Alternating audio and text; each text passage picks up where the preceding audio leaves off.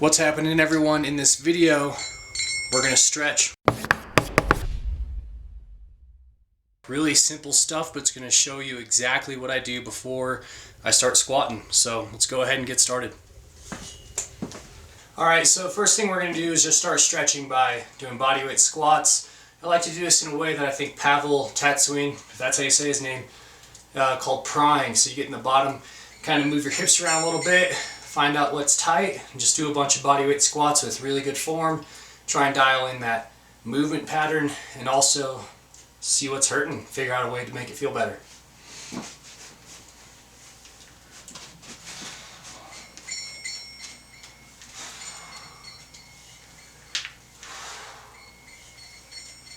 A little bit of popping, but nothing out of the ordinary for me.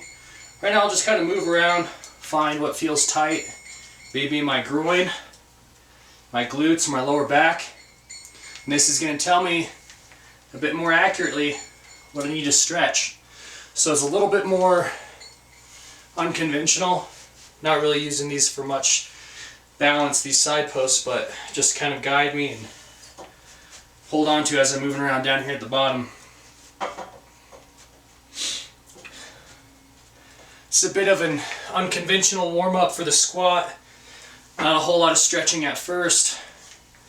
Not touching the barbell, no machines, just body weight stuff. And here I'm just trying to find out where I'm tight and loosen up. Alright, so lower body's feeling pretty warmed up. Kind of know what I need to stretch. I'm going to start doing that as I start stretching my upper body. It's important to stretch a thing like the pecs, lats, shoulders, all that kind of stuff. Otherwise it's going to be hard to get into a really good, strong, tight, stable rack position for the back squat. So let's go ahead and start stretching the back with just some dead hang pull-ups. Here I'll just hang, mostly focusing on the stretch. Even moving my hips around, I can get my back to pop a little bit if I just focus on relaxing my abs, kind of just shifting my pelvis around, hanging, letting my lats get stretched out, and then do a slow controlled pull-up. Come back down, and then I'll stretch my pecs on each side.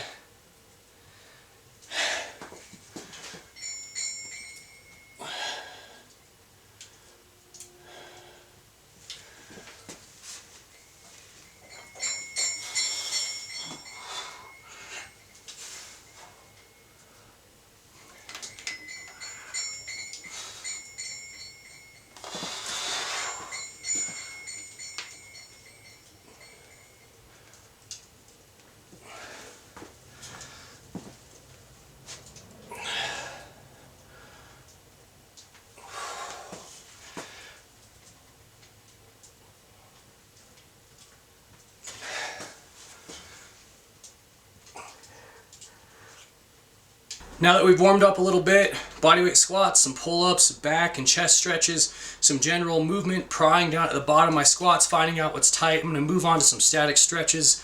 Below is going to be a whole list of static stretches you can use for your lower body. I check out all those links, find out the ones that work for me, and then apply those to my training. I suggest you do the same. Keep in mind, you don't always have to do the same stretches for all of your same workouts. You can save a whole lot of time by doing what I'm doing here, doing a small kind of bodyweight warm-up, finding out what you need to work on, and then choosing those specific stretches to help you out in that workout. A lot of times we waste time doing stretches we don't really need at that point in time. Save your time, just do what you need, and get on with the workout. Let's go ahead and do that now. Here we'll move on to the 3 stretches that I'm typically doing. Now, there's a whole bunch of other stretches I might also do if I'm particularly sore, but I just wanted to show you 3 and inform you to definitely check out the description box below for a great resource to a whole bunch of stretches so you can find the ones that work best for you and you can use those in your training. Mine, the top 3, groin, Samson, and the pigeon stretch. The first up is the groin, trying to pull my heels in over time slowly here, my heels into my groin, and then also using my elbows to push down on my knees and even using my glute muscles. Those babies are strong to pull the knees down to the mats themselves. After the groin stretch, I'll move here into the Samson stretch, a variation of it, making sure I'm pushing that forward knee both forward and out to facilitate a really good stretch in that hips area, especially on that hip flexor of that trail leg. Make sure you're taking a big step on those lunge stretches. After that, I'll go into the pigeon stretch, and then after this, a number of other things, but that's all specific individual stuff. Make sure you check out the links below. It is getting windy outside. Check out those links below for great stretches for yourself. This one is probably the most effective, but since it requires the most mobility just to get into it, I gotta do those other two stretches to just get into this position to begin with. And from here, I'll spend a couple of minutes going back and forth, usually a minimum of a minute per side, and that might go up as I rotate through it. Again, trying to turn my shoulders to facilitate a good lat stretch, and this is very helpful for me. My hips and lower back have a number of problems, and if I don't stay limber, it's going to be a bad time. This is one of the things that really helps me stay limber. Those top three always in my deck of cards. I suggest you start building your own. Check out that resource below. You got to know how to stretch for yourself. Okay, so we just finished up doing some bodyweight squats, some prying at the bottom, light stretching for upper body, lower body. So far feeling pretty good. It's about 15 to 20 minutes of light stretching. I went through the groin stretch, so the Samson stretch, and the couch stretch or pigeon stretch, whatever it's called, just for my lower body only. We'll move on to the barbell specific warm-up. That's going to continue doing just a ton of squats, a couple sets of 5-10 reps across really light weights, stuff that's sub 30%. Not going to be too taxing, but going to get blood flowing in a very specific warm-up. And while I'm doing that, I'm going to continue stretching my upper body using the bar to help get some shoulder range of motion in, stretch my pecs and my back a little bit more. Let's go ahead and get on with the specific barbell warm-up. Now moving on to the barbell specific warm-up. Here I'll just take the first 1 to 2 repetitions of the first 1 to 2 sets and find how deep I can get with, it's going to be a reasonable amount of pain at first, but the goal is, for me at least, to get to a competition depth or even as deep as I can with manageable or no pain. So I start out first by just getting down as deep as I can, seeing where it really hurts bad, avoiding that, gradually working towards it. This here is, I think, called a robot hips warm-up if you want to look for it on my YouTube channel. I believe I've posted it before, but it's always been a staple, and what it is just getting me to move through the different individual parts of the squat. So that'd be like the quad activation, which will kick my hips up, and then from there doing a good morning. So I'll be trying to work on all of these things, see if any specific part of that movement hurts, also work on bracing my abs, and as I get more warmed up, more stretched out, more limber, more mobile, these squats become more and more competition-like. The goal is, before I even put weight on the bar, I'm doing these reps with just the bar exactly as if I had 400, 500 pounds on the bar. In between those sets with just the bar, I'll make sure to do some dead hang pull-ups, getting a really good stretch in the lats, making sure my shoulders feel nice and strong. The better my shoulders feel, the more stable, strong, and consistent I can maintain a rack position. I'll do these same kind of stretches for my bench day, and that's to help with my range of motion as well.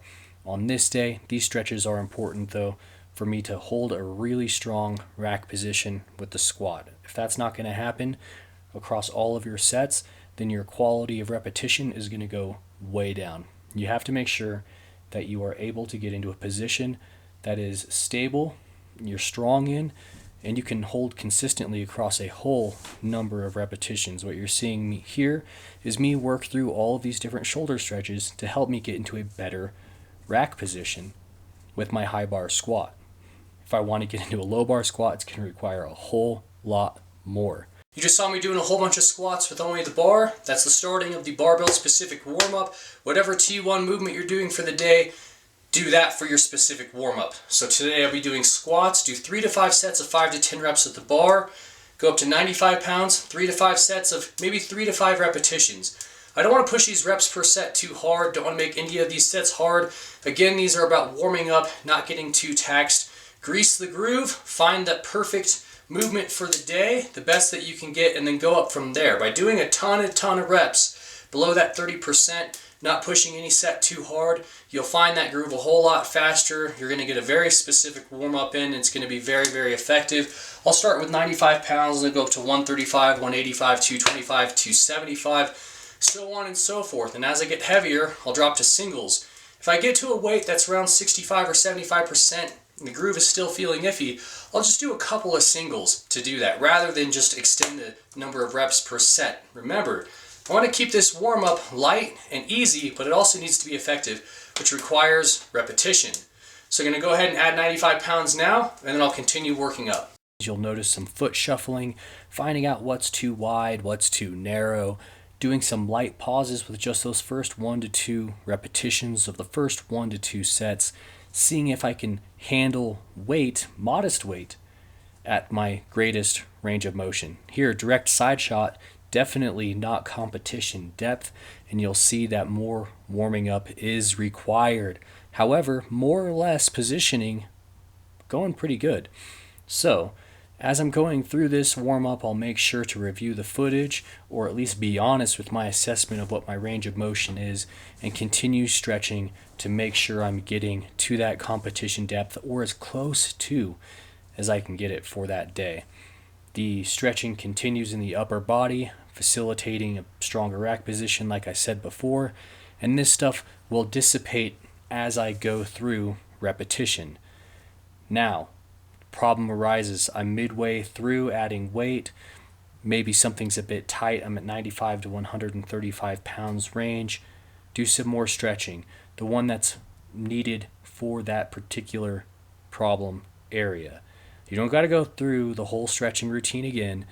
On this day, I find that my lower back is feeling some pain, and the one thing that always helps is a good medial glute stretch, and so I'll drop down into that pigeon stretch, make sure I'm doing those shoulder rotations in between these sets, and continue going up. So here, I've now got 135 pounds on the bar.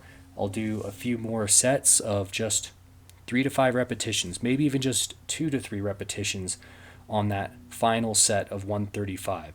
And I know by the time I get to here, I should be really, really close to 90% quality repetition. Otherwise, it's just going to be a bad day if I try to go up to the working weights. So here, you saw me do a whole bunch of the stretches that I choose to do, more or less the specific warm-up that I'm doing. The stuff that you didn't see was doing some jumping jacks and some other stuff just to get warmed up in general. Make sure you're jumping on that treadmill, that stationary bike, the rower, whatever for those things. Hope you liked the video. Hope you liked the channel. Please like, share, and subscribe. Thanks for watching.